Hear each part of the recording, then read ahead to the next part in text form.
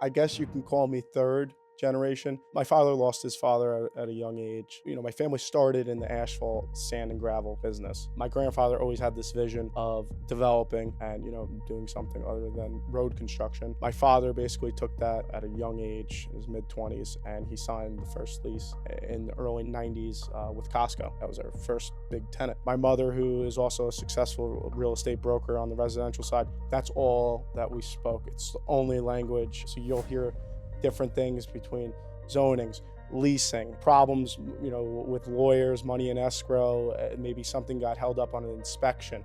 You hear all these different things at a young age, and it's cool. It's a different way of growing up.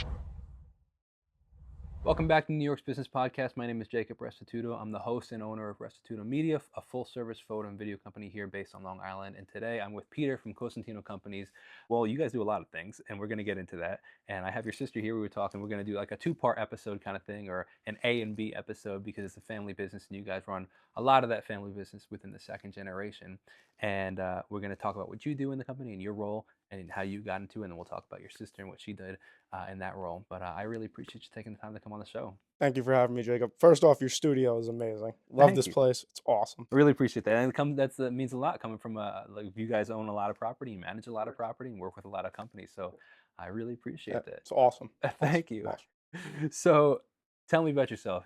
Who are you? How did you get into the industry, and take it from there? So, second generation developer, and been around construction my whole entire life, and just working my way up the ladder and chain of command with making decisions.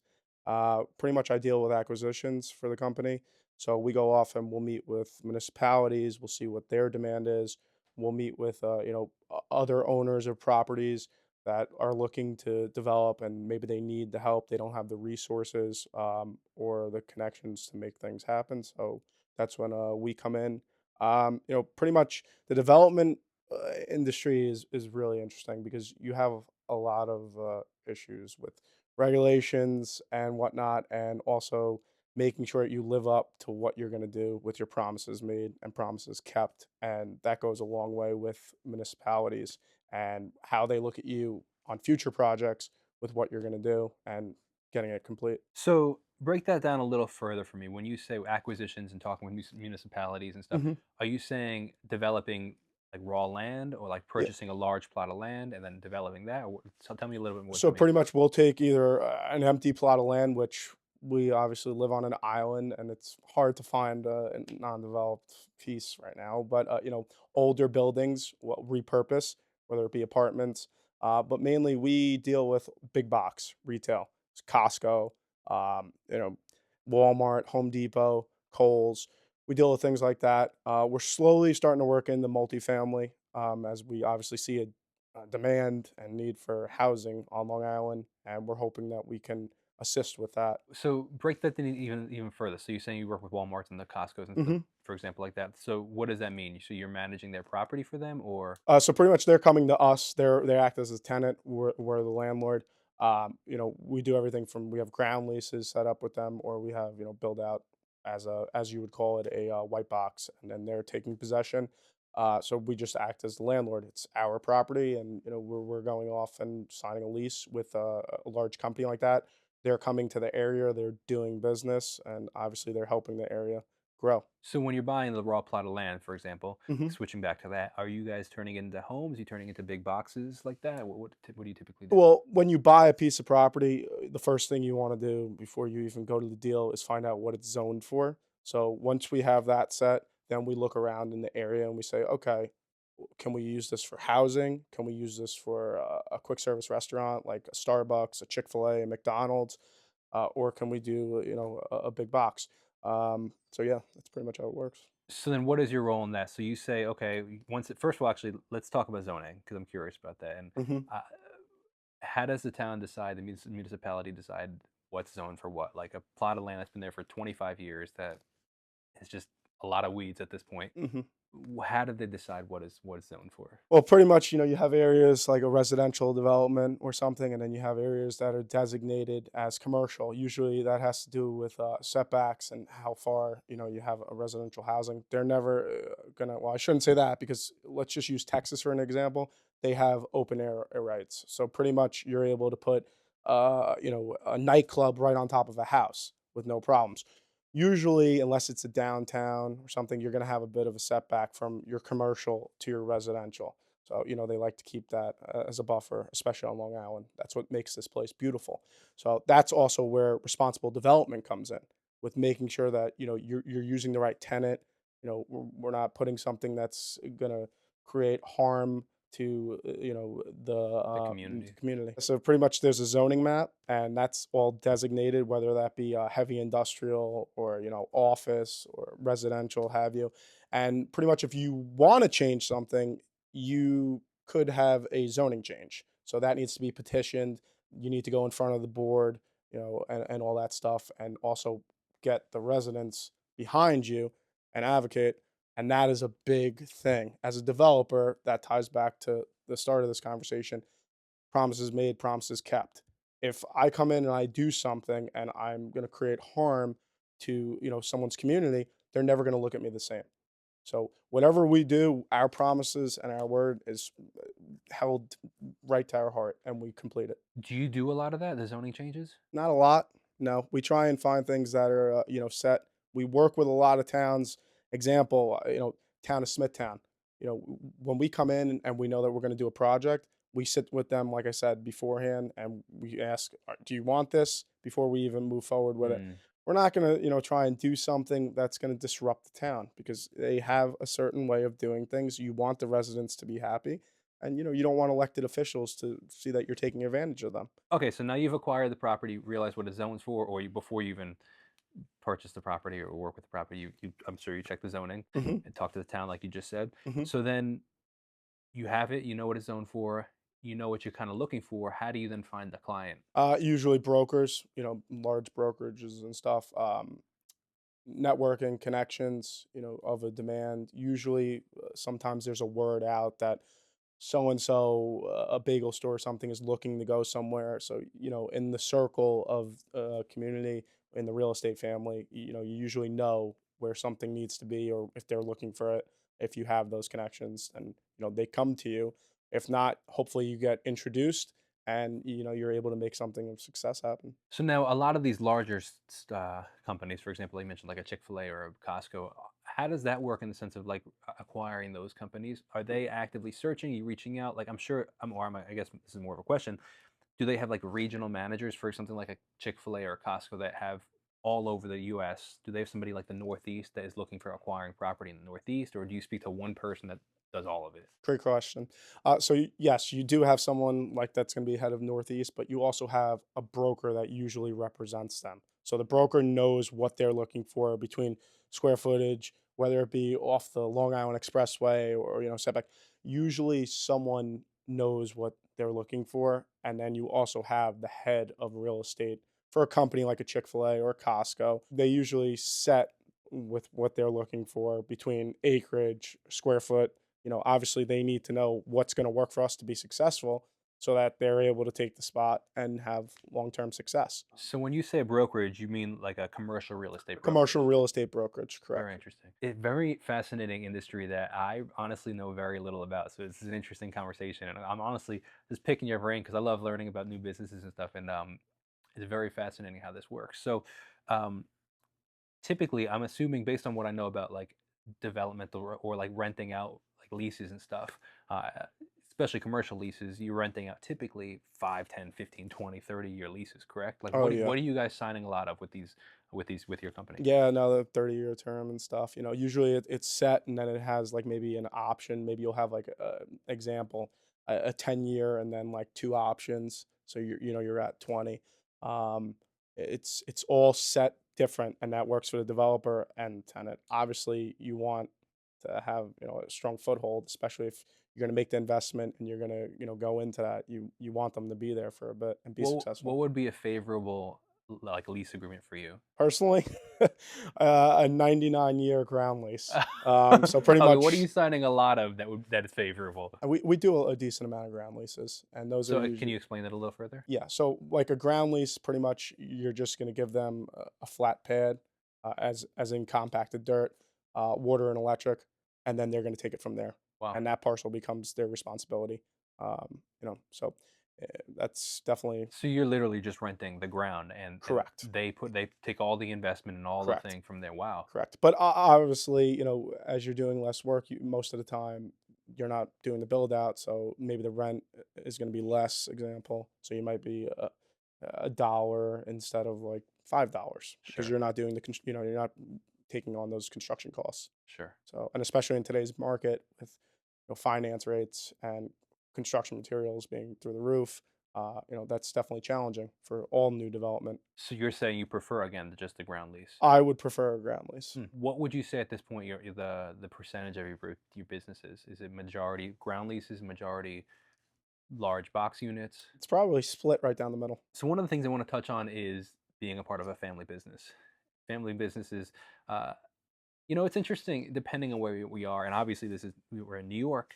But I've spoken with a lot of business owners just in general, just through my years of being in business, and it's interesting to see as the different parts of the country the generational differences of business. Obviously the more newly developed stuff, for example, like the newer cities, don't have that four, five, six generation business owner, and it's really interesting to see how that affects just the entrepreneur spirit. But you are a second generation in the business. As somebody that also grew up with an entrepreneurial father, my dad owns a construction company on the island. I too kind of had the dinner table conversations where, oh, this job's working great, this job's not working. What do I do about that kind of thing? And at 10 years old, I was listening to my parents talk about business, and he'd be like, "What do you think?" And I'm like, "That's a great question," But now it's like, wow, what a great opportunity. So I'd love to hear your experience on that and growing up in an entrepreneurial household. So, I mean, technically, I guess you can call me third generation. Uh, my father lost his father at a young age. I believe my dad was only like about 20. Um, my family started in the asphalt, sand, and gravel business. My grandfather always had this vision of developing and, doing something other than road construction. My father basically took that at a young age, in his mid 20s, and he signed the first lease in the early 90s with Costco. That was our first big tenant. But pretty much like you said, you're sitting at a dinner table. My mother, who is also a successful real estate broker on the residential side, that's all that we spoke. It's the only language, so you'll hear different things between zonings, leasing, problems, with lawyers, money in escrow, maybe something got held up on an inspection. You hear all these different things at a young age, and it's cool. It's a different way of growing up, I think, and that goes for any kind of business. If you're in a family business, the dynamic and with each generation, they say usually, you know, things don't always stay as successful on the second or third generation. And I think it's so important for new leaders of this current generation, to just go in with an open mind and not see that you have all this success, but to look at it as where can you take it further? Don't preserve it, go further, and take your ideas and try them to an extent, but try them.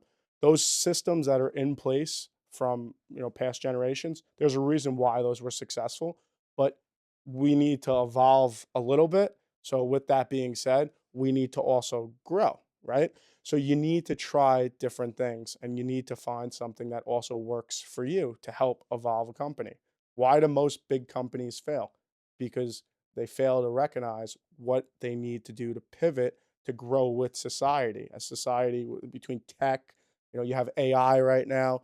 There's a lot of leading factors that are, going to contribute to maybe like a service business, or even with us, with the way that we negotiate or something with a tenant.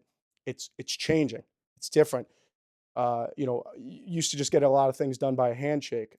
It's not no more. You need to always be secured between lawyers, and financial advisors, you need to make sure that things are in place the correct way before taking that step. Yeah, it's very, very it's a different world, and it's interesting, like you said, the conversations at the dinner table are very different from from somebody that has a parent or two parents that maybe have 9 to 5s versus the entrepreneurial parent, and the difference in conversation that you'll have is very, very, very interesting. Man, and the benefit that you have of having conversations being like, I say, "Hey, Dad, I don't know how to handle this with a client. I can give him a call." As opposed to like, if my dad had 9 to 5. There's nothing to say bad about it. Just I wouldn't be able to say, "Hey, what do I do about this client that's trying to rip me off?" He would have no idea. And it's cool that I have that dynamic. I really appreciate what you said about why you think businesses fail, or large businesses or generational businesses fail.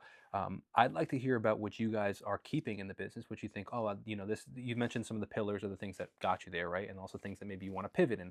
What are the things that you think got you there that you'd like to keep? And what are the things you want to pivot with? First off, just even on core values, let's just touch for a second. Staying true to your word.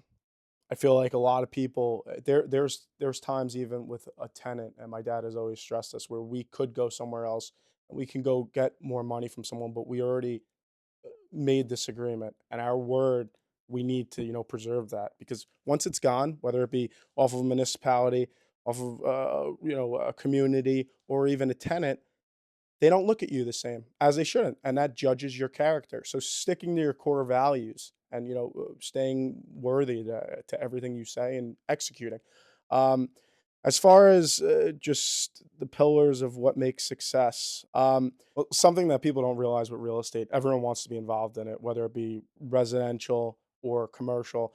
They don't realize the stress that you have, like mentally. It just it eats at you between knowing that you need to make those payments, knowing that you need to fulfill every single aspect of regulations, fire marshal, and what have you.